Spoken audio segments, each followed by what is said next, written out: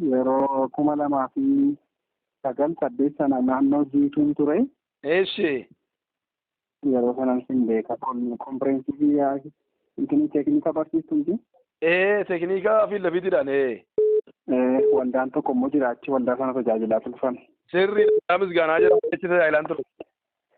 Waldicha tajaajilaa.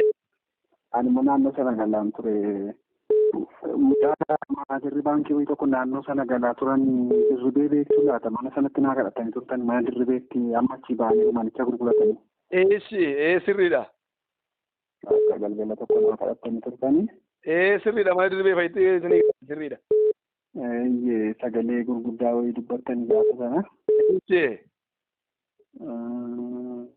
Akka hiriyoonni ani wajjin jiraadhu ilaalcha gaarii akkanaaf hin qabne dubbatanii waaqayyo isinitti mee natti hin ta'e inni illee nama ta'e. Akka nama guddaa ta'uu nama guddaa si godhaa nama teessoo guddaa irratti si arga namoota gurguddaa hedduutti si argallee naan jettanii. Akkuma sanallee waaqayyo na gargaaree namoota 7,000 taanee qorannee achi keessaa nama 90 taanee calalliitti intarviiyuu taanee waan hunda xumurree Nigid baankiin argadhe waggaa 3 kana dura. Amma naannoo Shawaa Lixaa naannoo Baabbicha magaalaa jedhamtu jira iddoo biraarraan jijjiiramee achi gale. Waaqayyo baay'ee dinqiidha.